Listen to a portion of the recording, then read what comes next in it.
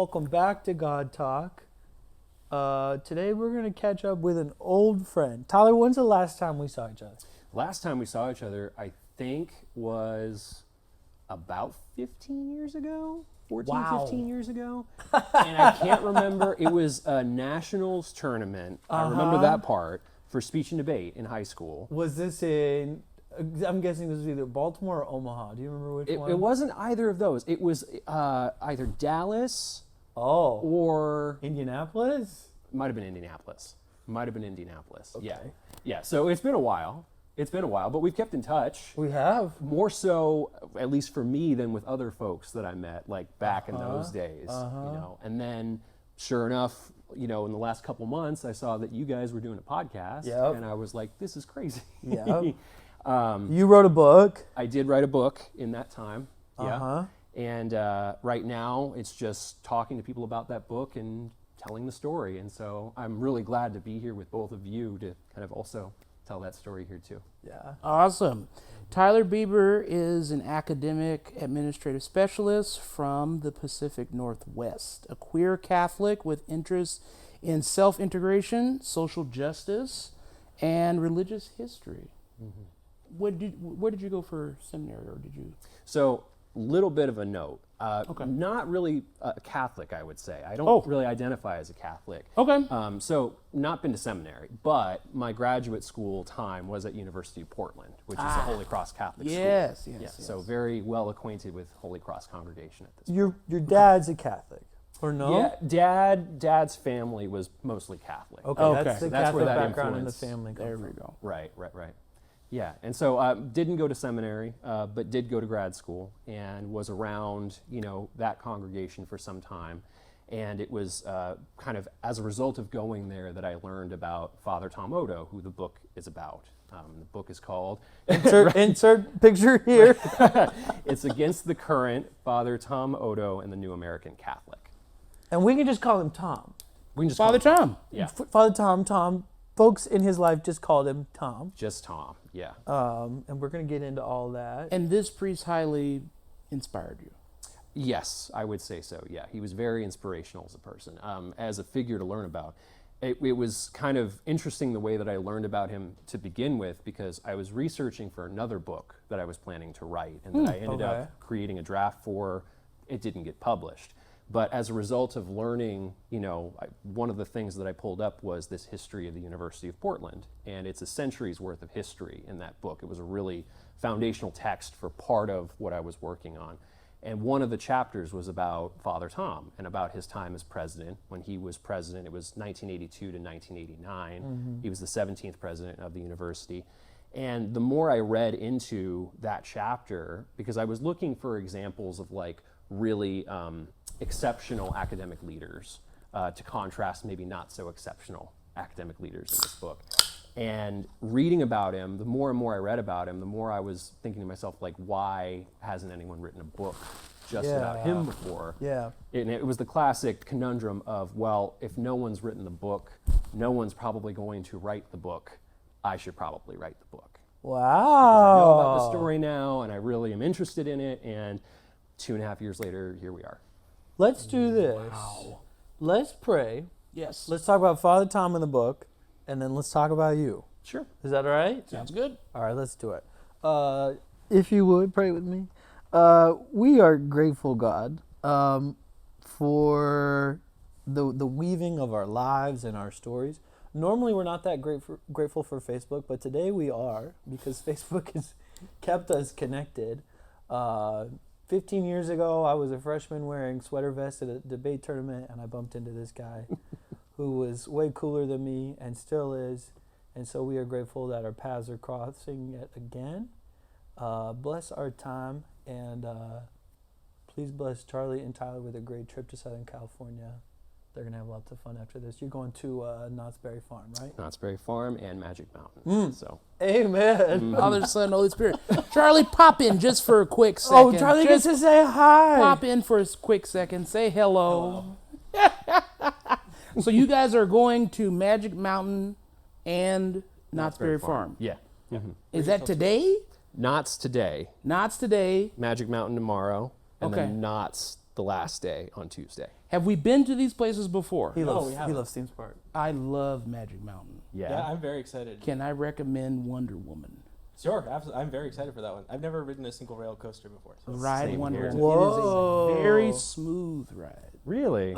See, I'm a chicken when it comes to roller coasters, so I need all the assurance I can that I'm not just going to chicken out when I get there. Hearing it's a smooth ride, like You're a brave Very person. smooth. sure. You're showing back up after 15 years, and we haven't even got a cup of coffee yet this morning, and you're on the podcast? I think you're brave. Well, And Incredibly then brave. scare the crap out of yourself with Goliath. Ooh. yeah, that is on the list. That is on the list for sure. Wonderful. Thank you, Charlie. Nice to see you. Bye. Okay, so they're going to the theme parks. They're here in LA, but you Yes. live in Portland, Portland, Oregon. That's right. and you're writing this book. You wrote this book. You can order it, ladies and gentlemen. Against Please the current. order it. And it's here in the graphic about this priest. Father Tom, he is one of the earliest priests in this country to offer support and ministry openly to gay Catholics, to the queer community. He's sort of this young ascendant priest within the Congregation of Holy Cross. Right. And he tragically dies young. He does. Yeah, at 45. Yeah. It was in a car accident. So he became president of the University of Portland at 38. Wow. Oh, wow. Which I have to think about. Like, I just turned 30 this year. It sounds like you're 38 now. 37. 37. So he very young to assume that position, and Yeah. even when he passed, he was still very young. And one of the things I talk about in the book that I think was really impactful to people was the fact that they saw him as almost like a parental adjacent figure. Like people at the college were like, he is about the age of my parents or like my uncle or something Yeah. like that. So to have somebody where you relate to them, where a lot of those students had come from a place where their religious authority was a priest who had been there for a really long time or was an older person that maybe couldn't relate to them very well, to have him die all of a sudden just out of the blue was really shocking to people. And it was a shocking death, unfortunately. He was killed in a car accident. He was driving west on a roadway from the airport, going back to the campus because he had just come back from a business trip, just been named to the Notre Dame Board of Trustees. That was his first meeting that he was Yeah. coming back from. Yeah. And a truck going the opposite direction had a trailer behind it that had a car on top. It was a derelict car. They were taking it to a junkyard, and the trailer came unhitched and drove into the opposite lane into oncoming traffic, and it hit him Jesus. and then hit a truck. Yeah. So it was a freak accident. There were no charges pressed. There was no Yeah. negligence involved. Just freak accident. And I think that only made the impact of it worse because a lot of people thought, I mean, you think about it now, he would be 81 this year. A lot of people then thought he's going to be around for 30, 40 more years. Right. He's going to be here forever. And the previous president of the university had been named an auxiliary bishop there in Portland. His good friend, Father Malloy, who they called Monk, Monk Malloy. was just named the president of the University of Notre Dame. That's right. He was considered sort of on this, this upward climb Right. within the service of the church. Right. You brushed up against his history when you were doing your graduate studies at the University of Portland. Right. Why Tom? Why Father Tom? Why take all this time and do this research? I think part of it was no one's written this book and no one will write this book. Yeah. And especially after I had the interviews that I had and I did the research that I did, I recognized that, in 5 years, certain things and certain people might not be around anymore. And so it was really a time is of the essence kind of feeling that I got, where it was like, as soon as you decide I'm going to write this book, Yeah. you got to get it written because otherwise you're not going to get the same chance. Yeah. And as it turns out, in the process of writing it, at least one person that I would have loved to have gotten an interview from did pass away. Yeah. And, it was really, it was the feeling of, I need to write this book. I feel like I can do it justice. And it was also just such an interesting story Yeah. to me. That was something that I decided if I'm going to write someone's biography, it had better be a story I'm really interested in. Yeah. Because like I couldn't imagine spending 2.5 years on somebody where I just felt this is like watching paint dry, researching them. But the more I learned about him, the more I was interested. Like he was an early leader in the gay rights movement. Yeah. Prior to Harvey Milk becoming a supervisor in San Francisco, he was helping gay people win office in the United States. Yeah, it tells that story. He literally worked a neighborhood in Boston to help a woman who was running for a position, I think it was in the state assembly. It was, yeah. Because there was an open smear campaign about her being a lesbian. And he thought, as this young priest in the city, he could sort of walk her neighborhood and lend her, some support and credibility. Right. He wrote a letter that was basically a personal vouch for Elaine Noble was the person. She was a radio host, openly lesbian, running for state representative. And a Catholic priest in that area had threatened excommunication to people that had voted for her or supported her. Which in, 1960? 1974. 1974 Boston, if a priest tells you something, right, a lot of people are going to take that very seriously. And 1974 in Boston is towards the end of the riots that were happening over desegregated busing. And so the politics were like flashpoint for all offices. So you had local officials who were really rabid about kind of the worst things. And certain candidates for that office stood behind this priest saying, yeah, you should be excommunicated if you support a lesbian person for this office. Tom said, I can vouch for her. I think she's great, because they had testified with each other to the House on certain issues of discrimination law, and wrote it on Harvard Divinity School stationery, and then gave it to a person who was kind of an elder of the community. And she went around and even to the priest, as the story goes, threw the letter in his face and was like, what do you think about this, Father? Like, you have another priest here who's totally fine with Elaine. And she won. She was the very first openly LGBTQ state legislator elected in the United States. And he was there. Like a lot of the stories that I read in the book, he is pretty clear about where he stands. He's not afraid to be publicly with someone, but he also kind of comes across sort of mild-mannered at the same time. Is that accurate from your research? Yes, and I think it was strategic because there was a time where an event, and I should mention, he ended up becoming a co-founder of what became Dignity USA. And it was this small support group that became a national organization, partially because of Tom's efforts. He was the first national secretary, and he was at a Dignity event, and people were asking questions about, like, well, why can't women be priests? Why can't priests marry? Those were two big questions at the time. And his response, and I think another response is really funny too, his response was basically, we can't break too many rules. Yeah, guys, we can't do it all at once. We can't do it all at once. And then Paul Dietrich, who at the time was president of Dignity USA, he said, it's because we're Catholic. And that was it, period, because we're Catholic. So he was strategic in how he operated. And he, more than once, got on the wrong side of a diocese because he at one point made a comment around recognizing the equality of gay people in the church. People thought he was speaking on behalf of the local bishop. And a bunch of phone calls, bunch of angry letters from parishioners saying, what's this priest talking about? Like, he's speaking on your behalf. And they had to walk that back a little bit. So I think he discovered the walls where he could go. And I think the activism that he engaged in the 1970s was very much emblematic of, we want to make better outreach, we want to open doors, but we don't want to rock the boat so much.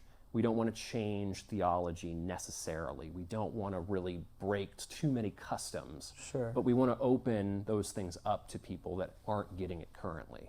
And so a big feature of the Dignity events that started the organization out, that really built membership, were these Dignity masses, where people were receiving the Eucharist, and it was breaking tradition that it wasn't just priests that were performing that. There were also people in the congregation performing it. You tell stories where he would have different Dignity members help distribute communion, and there were members who had said, that their priest back home had said, if you're not going to leave, your life behind or change your lifestyle, you shouldn't even receive communion. Right. And here's this priest saying, no, the table's for everybody. Here's a safe place. Right. And he's doing this at a time when people are still, probably in some parts of the United States, still going to jail. Yep. There's probably still bars and clubs being raided. And he's doing all this with a collar on and standing, he's standing tall, but still at the same feels very gentle and, in your words, strategic. He very much was. And it's good to consider the context of the time like you were doing, because while he was national secretary, the Anita Bryant Orange County, Florida campaign was happening, or whatever county it was, Miami-Dade campaign. Miami-Dade, yeah. And that whole campaign was happening while he was an office holder with dignity. So that's kind of the opposite side of that issue at that time, is the Anita Bryants and these big ordinances saying people who are gay should not do X, Y, or Z. Well, there was a campaign in California was this the late 70s or 1980 there was a referendum about whether or not gay people should be allowed to be public school teachers. Right. The country was at the same time inching forward and thinking about jumping far back. And he was clear about what he stood for, which I always love hearing stories of kind of early leaders who did things maybe before we even realized folks were taking those steps. I'm thinking this might be a good story to share with some of my students who are currently dealing with this perceived incompatibility between Catholicism and their sexuality. Sure. That they've been taught and told. And we're trying our best to create all kinds of spaces in which they can be seen and heard. They can listen to one another, be inspired by other educators who have similar backgrounds and experiences. This sounds like someone who is responding directly to that reality of this perceived incompatibility between their faith and their personhood. Do you think that's a good? I think that was a good person to. I think that was the central focus of his work. I think that if you boil it down to what the root of his work, of his calling was, it was navigating how people kind of square their sexuality with their religion, with their faith.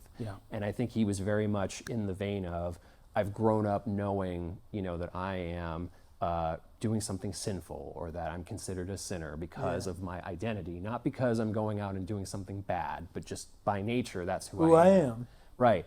And he wanted to tell people the table is open for everybody in the church, and that's how it should be. He was very much a Vatican II priest, because that's the spirit of Vatican II, was we need to open the doors. We need to be more reflective of our communities. We need to do better outreach. We need to be ecumenical.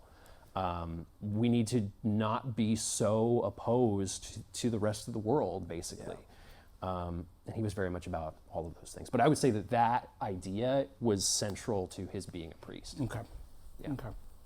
Very good. It's a beautiful story. It's a powerful story. A lot of his work with dignity is kind of the 70s. And then he transitions, into higher education. First teaching at a small college in Massachusetts, and then he's chosen as this university president in Portland, which is sort of how you brushed up against his archives. Right. Talk to us about that transition, from being this priest, at St. Clement's in Boston, who's available for this movement within the church for gay people, to one of sort of administration and higher office. Yeah, so I think if he could have had his choice, he would have been a professor all of his life. I think he would have been a faculty member all of his life. He loved teaching, and that was very much part of his vocation, was teaching. When he worked at Stonehill College, which I have to say, there are places in his record where people do not talk about his service with dignity. That is not something that comes up. Stonehill College was not one of those places. They talked about his work with dignity when he was hired, when he was there. He engaged in public debates with people at Stonehill about issues that he had talked about, human sexuality and theology. He's teaching a human sexuality taught course. A human sexuality course, very hard course, as I understand it, just in terms of the curriculum and the expectations. It was a very difficult course. And so he did that for about 7 years, 6 or 7 years, at Stonehill. He taught at other places too, but they were more incidental, kind of one course here, one course there. Yeah. And in 1981, he was named the chairman of the religious studies department at Stonehill, but only as an interim. He was only an acting chairman. Okay. And the department was very small. And so that's his only real administrative experience before he's hired as president, is just this faculty chair of this small department. Hey, I'm a department chair. There you go. I can relate to that. Yeah. Yeah, it's sort of lower management. So imagine going from that to running a university, and Probably not qualified. Yeah. Yeah.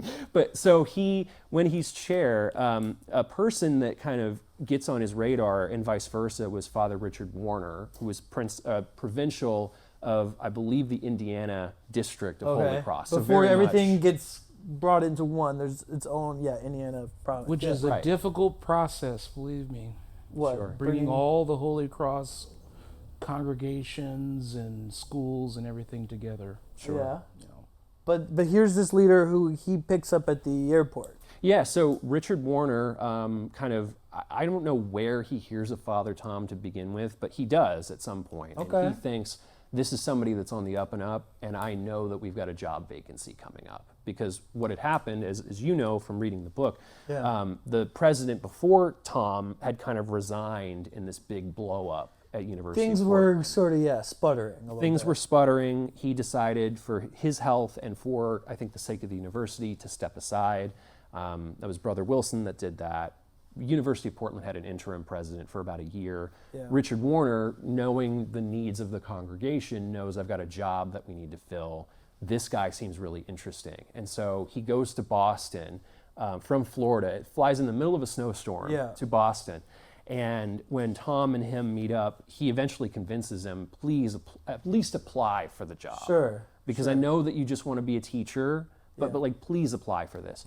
What I didn't realize, and only after I had done interviews with people that were part of this process, one of the finalists in that process told me it was very much a formality, the selection process. The people that were finalists in that role were not going to be the picks. Tom was always going to be the pick. Which, working in religious institutions, I think we've seen process like that play out, where somebody kind of has someone in mind, but you don't want it to look like a shoe-in. Right. But they're picking this young priest. They're saying, we're going to take a gamble on this guy. Right. And one of the guys that was on the search committee, he basically said something to the effect of, Tom Oddo just came in with those dark, charming eyes and just charmed all of us as to why we picked him. Okay. So even though it's this foregone conclusion, he's still charming all of them. And convincing them that he can take on the job. And he's 37 at that point. Well, young leadership, you have thoughts about young leadership and letting people sort of take their turn and not waiting years. What's your theory on that? Well, I just think that they ought to. I mean, we wait too long for trying to get people into positions that they may have a vision for.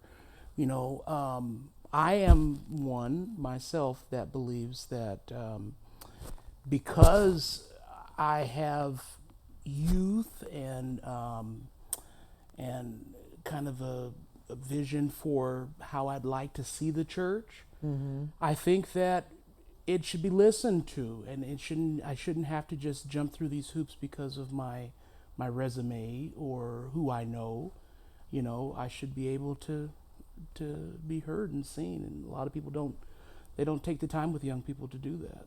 They're constantly looking at all of the accolades that they have and comparing it to that, or they're doing the work of putting their friends in position. Yeah. I think that those are problematic. Let's get some youth in and listen to them. So, he's his youth. He's this fresh blood. Right. He's not from Portland or the West Coast. How does it go? So he starts that summer, but he has to move across the country. And so he's technically president by a distance for the first month or two. And then he makes the cross-country trip. It takes him, I think, a couple days, and he takes a car, like, across the country. And when he gets to the University of Portland in September 1982, people are instantly very drawn to him. They are very much like, this guy is the deal. Like, he is the real deal. Normally, presidential installations, when they are installed, can take up to a full year to do within their first year. Like, it can take some time because it's a big scheduling what to do. He's installed as president with his formal ceremony within a month of him arriving in Portland. Okay. Not waiting this out. We're going to really go for it. Not waiting this out. We're going to get him installed and be official. And it's within those first couple months that he shows he's not going to wait to really be active in the university community. He is very much taking the position of, I want to learn, and I want to learn how to be a president. But within the first month of him being there, he's doing town halls in dorm rooms, or in dorms, I should say. He is like going around the campus and talking with different constituent groups.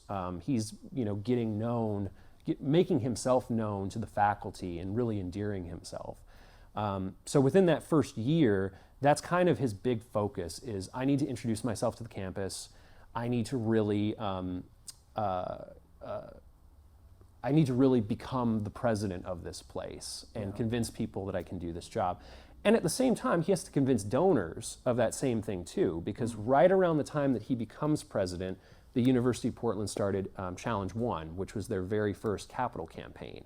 And it was to build a stadium, it was to build other buildings on campus, it was to supplement faculty salaries, it was to build scholarship funds. So he's not only having to convince the students, the faculty, the on-campus constituents I can do this job. The charm from those Sicilian eyes. The charm from the Sicilian eyes, right? He has to convince donors, including major campus benefactors, that he can do this. You've been in meetings like that for your program. Administrative meetings. Move, shake, pull down, revisit. Build trains that are big. Wait, he has a theory fast. about building. Yes. Okay. Well, I mean, it's just, I guess sometimes people don't see the vision. Yeah. And it's hard to have to jump through hoops. So I build in the background. And I believe that if you build the train too big and too fast, sometimes it's hard for people to stop it. Mm-hmm. And then that's when they catch the vision. Then that's when they start listening to you. Sure. Once they see the infrastructure that you've built around that idea, right, and the people that you have brought together to organize it, then it gets harder to shut those types of things down. Yeah. And those things are good for the schools ultimately. They're good for the organizations. Right. So, which it definitely seems that by the end of the book, even though his life is tragically cut short, he has something going in such a direction. Mm-hmm. They've momentum. They've built buildings, right, and they've held important events, and people are scheduling, use of the campus from just the larger community, right, to where the university's off in the right direction, even if he's not there. Right, right, and I think more than one person that I talked to, and I talked to the former dean of the Arts and Sciences College, I talked to people who were priests that have been there for years, I talked to people that he knew in seminary, Monk Malloy was one of them, and more than one of them said very definitively the University of Portland wouldn't be here without Tom. And he built the foundation that his successors then have built upon. Yeah, which, I mean, sometimes we hear about a sort of a decisive leader and we get concerned that maybe there's a cult of personality. But I think there's another type of decisive leader, one who builds something so big and going so fast that even once they are gone, that train keeps going down the tracks. Yeah. You had a question coming out of chapter 5, was it? Yeah. So he talks about the resurrection and in relation to the work that he's doing in trying to build that bridge of compatibility between someone's faith and someone's sexuality. But this is resurrection type work. Kind of elaborate a little bit on that. And what does Father Tom mean by relating liberation, human dignity, and resurrection life? Yeah. I think that he saw the resurrection as kind of the ultimate, I don't want to say don't want to say like reboot or coming out or anything like that, but it is this big transformation. It's this big momentous thing where, you know, a person is transformed. The resurrection is of a human person becoming something that is, I think, more than human, as the story goes. And so I think when he thought about who am I serving in my ministry, I'm serving gays and lesbians, people who are queer, who might consider themselves queer now, who don't feel a place in their church, but they still very much feel that they are Catholic. They very much feel that they're part of this faith. I think when he thought of resurrection life is kind of the term that he used, he related that to gay Catholics, lesbian Catholics, queer Catholics coming into their own and like recognizing who they are, reconciling finally their faith with their identity and saying that, no, God made me this way. This isn't something I'm deciding, and this is not some fault of mine. Like, I am this thing.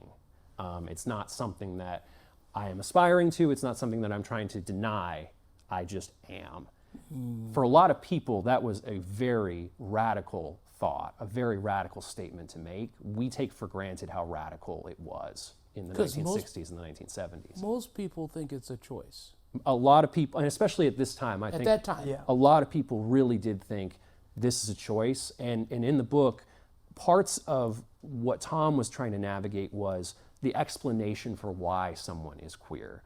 Because at that time, you have so many different competing theories that are very rudimentary compared to what we have now. And it's interesting, I mean, Pope Francis talks about sexuality being an obsession of the church. It was an obsession of the country. There are these nightly news specials, you know, who are the gays among us? Are they sick? Did something happen to them as a child? There's more of an interest in sort of the intrigue of our lives than just treating us as equal people. Right. But like you said, Father Tom saw, you know, the chance for folks to be at peace for who they just are. And when we talk about the resurrection of Jesus, he didn't ask for our help. It can just happen. God's grace can just happen. So I think there's an invitation there for gay Catholics or anybody really to be at peace because of who you just are, right? You know, to accept that. Right.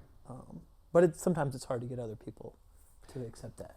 It can be very hard. Yeah. And I think for what it's worth, I do think that Tom's activism did move at least some small mountains. Because during his time, he is primarily a major communicator for Dignity when he's part of that board.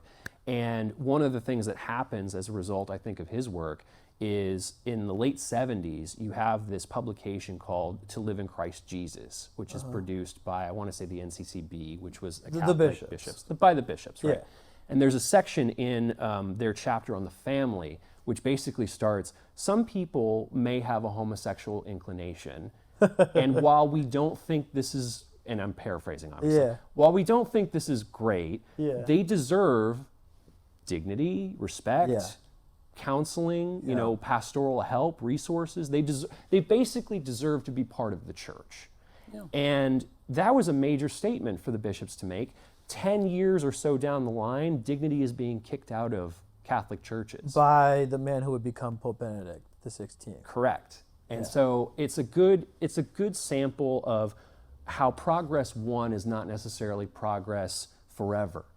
And it's not necessarily staying, lasting progress, and how, you know, the fight for equal rights, the fight for justice, it doesn't just end one day. It continues on. It has to continue on because those things, those hard-fought wins can be clawed back, and they have been clawed back. We're watching them be clawed back in many respects. Yeah, there's a more ways hard than one. pull to the right.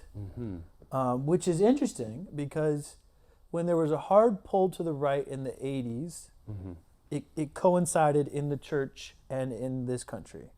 But right now we see a hard pull to the right in this country and in the church of this country, but the global church, thanks to Pope Francis, is not participating in that hard pull to the right. It's the 2020s are similar to the 80s, but also, I think thanks to people like Father Tom, that flame of possibility for folks like us was kept alive all the way until Francis. Mm-hmm. And some of the shackles were cut off. And it makes sense. I mean, Tom and Francis they were ordained within a year of each other. They were Vatican II priests. Okay. You know? And so it's very much he was a part of that generation. Yeah. So it makes total sense why he had the stances he had, why he did the things that he did, why he acted the way that he acted. Because I think you could make the same case for Francis, where it's like he wanted to challenge custom, but he didn't necessarily break. No, he didn't. He didn't necessarily do something so radical that he Yeah. overturned the boat. Yeah. But he did maybe bring more people onto the boat, you know, or tried to, at least. That was the goal. Yeah, totally. Father Tom, in his homily, he makes this statement, and I kind of want us to pop off on it and Okay. give our feedback. This is the 79 homily to dignity. Yeah. Mm-hmm. Yep. So this was delivered. I actually just discovered this. Yeah. This was not in the book. This was a homily that Tom gave October 1979 during the National March on Washington for Lesbian and Gay Rights. And so Okay. that was at that time like the event for gay civil rights. And of course he was there, and he had some words to share. Of course. First, we hear those remarkable words of consolation through St. Paul that there's absolutely nothing that can divide us from God's love. No ministers, blocking, a train in Utah, no homophobia, no frightened parent, not even self-doubt and isolation. We sometimes bring upon ourselves through our own fears. We hear that God's love breaks through all of that. I want to ask, in what ways have you thought about the church and how they've stopped listening because of certain fears? Like, what's at stake for people that don't want to better understand another human being's personhood? Sure. I think it's a blissful ignorance of some kind, where it's like I am choosing to subscribe to something that makes me feel comfortable and that doesn't challenge my preconceived notions of people. I think especially in the time of social media and smartphones, I think that's especially bad because people don't want to be confronted with the things that I think challenge their beliefs. I think that's part of the backlash towards people saying, I don't want to be told, you know, white people can be racist, or that things that I do might be racist, or that, you know, we need to have more equity and inclusion in workspaces in general society. I think people really, they are attracted to what makes them comfortable. And I think that when you have generations of people in positions of power, especially in the church, but not always in the church, who they don't want to challenge those preconceived notions, they don't want to, you know, break too many rules, as it were, I think that can lead to putting up walls. And one of the things that I've been doing kind of in the wake of writing this book, but also preparing to talk about it, I've been trying to go back to some source material for like what would have driven these people at this time. By these people, I mean Tom, activists like him, Sure. other priests, other ministers. Yeah. One of the things Sister Janine. Sister Janine, right, exactly. Sister Janine Gramick. We wouldn't be here today if it wasn't for Sister Janine. Exactly. That one of the people, again, that I talked to that work with Tom for the book, but one of the texts that I'm reading right now is Jesus and the Disinherited by Howard Thurman. And he has a whole chapter about fear.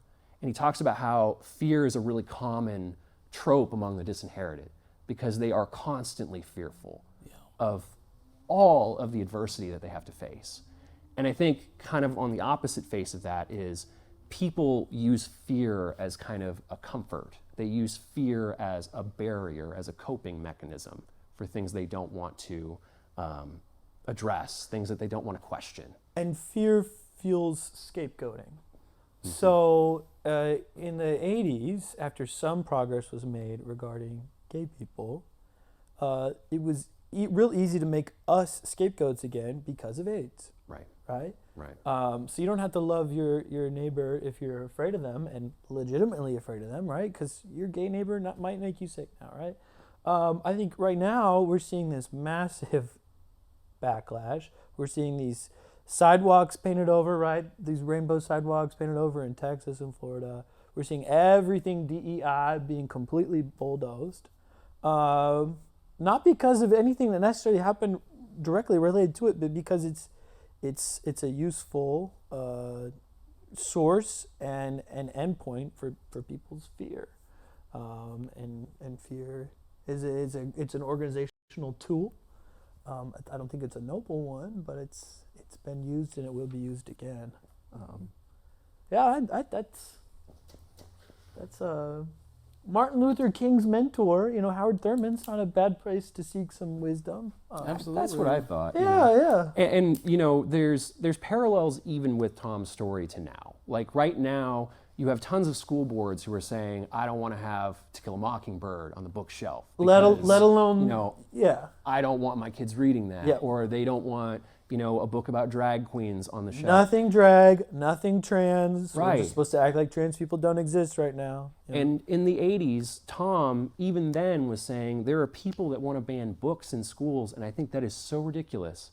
Because why would you intentionally, go away from this new knowledge? Why would you intentionally put up a barrier to learning something new? And why would you do that to children, too? And he talks, it's towards the end of the book, he talks about institutions having values while creating an open forum for all different kinds of knowledge and different forms of dissent, which maybe can get us to a personal level. So you work in education. I do. We work in education. And you had some education questions for us. You wanted to flip the script here. What do you want to ask us about? Yeah, so I think both in an education but also in a larger societal context, I was interested to know what you guys think the place of religion, maybe even Christianity in particular, is in both maybe the educational sphere, but also in what I think is largely a secular society still, but maybe is kind of changing, at least in the United States. Sure. Maybe I'm wrong about that, but I'm interested to know what you guys think the real, both the purpose and I think the reason for religion is in those spaces. Religion in public life, religion in education. One of the things that I thought about was, this is just one example, cultural competency. I think religion helps build that within a society, particularly within a learning community, an educational setting. As we learn, and not just focusing in on Christianity, but religious studies. Yeah. As we learn about more cultures and how they make meaning out of these existential beliefs, we learn more about people's humanity. And we learn a little bit about our own. So it's not just spiritually transformative for the individual, but it's spiritually formative for the entire community in that respect. So I think one big thing that how religion can function within education is to teach us a little bit more about how to be more culturally competent. Sure. I think, and as you're talking about that, I'm thinking more about students. But when I look at, education just on a broader level, like the education of adults or education for educators and administrators, I think that exposure to multiple religious traditions, right? Religious studies as a field, Yes. also I think gives us coping strategies and philosophies for life. Sure. The older I get, my own faith that I grew up with remains important, but my need and my desire to learn from the strategies and philosophies of other religions, I think grows because why would I want to deprive myself, of these tools? Sure. And then you can do the work of something that I love, religious hybridity. You're big on that. Syncretism. Once you learn those tools, those strategies, those beliefs, philosophies, principles from other religions, you'll not only be able to compare them to the things that are in your religion, but you'll also be able to chew the meat and spit the bones. Add new tools to your toolkit, your spiritual toolkit, that will ultimately help make you a better human being. That's why I think religious studies is as important, maybe even more important than doing theology. Right, because theology is you going further into your system religious studies is taking multiple in Absolutely. and doing comparative work. Absolutely. I want to learn a little bit more about your journey. Yeah. There's only so much I can get over Facebook. And our listeners probably haven't been Facebook friends with you for the last 15 years. Right. That's true. Why are you in education? Mm-hmm. And what's your relationship with faith in this whole religious world like? Sure. So got into education because, originally I went to college thinking I'm going to get into politics, I'm going to do government work, kind of what you expect coming out of debate especially. Kids. Yeah, debate kids, student Congress kid. I said I'll go to college in Olympia, I'll be around politicians, and I'll get a start in that career. I got to Olympia, I decided I didn't want to be like those people. I met some of those people. Some people are amazing and great, and they do wonderful work, and they're really overworked and underpaid. And some people, some lawmakers especially, were not great. And so I decided, I'm just not the right person. I'm not cut out for this work. Yeah. So I need to figure out something else. So I had kind of a crisis moment during my last year at Evergreen State, which Evergreen State College is... Yay, Evergreen. When I was there, I had a bit of a crisis moment being like, I don't know what I'm going to do. And I'm going to graduate soon. I have no idea. And I was talking with my boss's boss, who was the residential housing assistant director at that time. And she said, well, have you thought about student affairs work? And I said, what's that? Which is, I think, how most student affairs people start their career is, you should do student affairs. What's that? Okay, let me tell you about it. Yeah. We had the conversation and I said, that sounds really interesting. Yeah. Because it's essentially the career field of people who work in supportive services in higher education that help support student development. And for me, being in a college where sometimes I felt like it would be so great if somebody was a really strategically placed advocate for students at this point or that point in the college, I said, well, maybe I could be that person.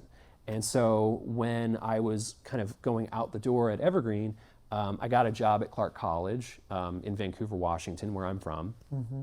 And it was as a recruitment specialist. So I was working to recruit students, which it's not necessarily an admissions job when it's open admissions college, but you are still convincing people, you want to do your work here, maybe go off somewhere else. And in my role, we split the duties of recruitment where one person was doing high school student recruitment. I was doing adult and non-traditional student recruitment. And so that work took me into the local jail, that work took me into workforce development places, took me into job, kind of employment services places, recruiting people that normally maybe wouldn't go to college. And then from there, did some more work in admissions in another institution, eventually worked in student life at that institution.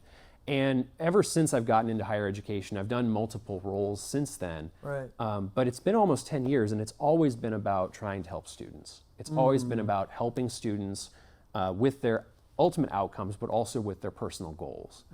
And so depending on what my role is at the time, right now I'm an assistant registrar. And so I work in student records. I also work in the certification of enrollment for VA students. So there are different ways I think that I can help students reach whatever their goal is, whether it be academic or personal. And that's always been something I've really enjoyed and something I've really gotten joy out of. It's a special feeling when students you've known their entire enrollment graduate and you get to see them graduate. You saw them when they first were there, and then when they graduated, that was a really proud moment for me. Not because necessarily I felt like I got all of them to that point, but it's really inspiring and good to know that you were part of that. So that's primarily why I'm in higher education. Graduation's always an emotional time. It's a very At least it emotional is for me. Yeah, as it should be. It's a major accomplishment, and for a lot of people, it is the first of their family to accomplish it. Yeah, we've seen that. Yeah, it's really amazing. In terms of faith and my kind of relationship with faith, I have always kind of been a lifelong agnostic. I've always considered myself agnostic. At different times, I felt like, I had some kind of a relationship to Christianity, maybe not so much. But I think that, I've always felt that there is a higher power of some kind, that I have my higher power, and that it's a good thing to consider when you're thinking about your life, about what your relationship is to that higher power, because it can determine like, what choices do I make in my life? You know, how do I carry myself? What kinds of things do I stand for? What kinds of things are important to me? And I would be lying if I said I'm not still figuring it out. I think I might the rest of my life, to be honest with you, but Yeah. I don't think that's necessarily a bad thing. Hey, we're all in the same boat here. Yes. Yeah. We're all trying to figure this Figure thing it out. out. That's Even right. those of us that have created or have designations for our faith, we are still very much so. Yeah. I don't trust a lot of religious folks who can't talk about still figuring it out. Yeah. If it all seems completely airtight, I don't know. Certainty is a sin. I think we should leave it there.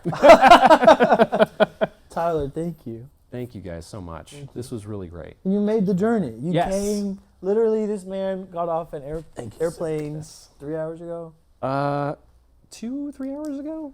Yeah, something like that. You made it here from LAX in 2 hours? Oh no, Burbank. Burbank. Oh, That's how. okay, I was about to Burbank. say, Yeah. wow. that's No. great. A little miniature airport. Do you have a closing prayer for us? Yeah, Or closing yeah. thoughts? Yeah. In the name of the Father, Son, Holy Spirit.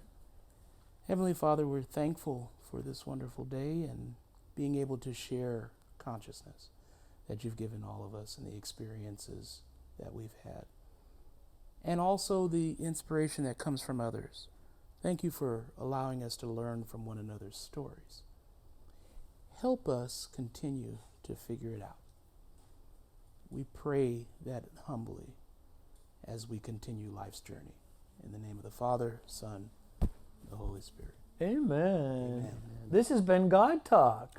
God Talk with Medene and James And Tyler. and our wonderful friend Tyler. And come on back in, Charlie. Come on Charlie's one more time, Charlie. here. Woo! Who should order Against the Current? Who's this book for? This book is for everybody, but especially people who are interested in history of higher education, people Yep. who are interested in Catholic activism, gay rights Yep. activism, Yep. people that are University of Portland alum. Yep. The list goes on. But those are 4 big groups, I think, that That's- would love this book. Everybody should be ordering Against the Current. Tyler's got a great story, and he's also written down it and compiled a great story for us. We thank you for listening. We'll catch you next time. Good deal. Woo!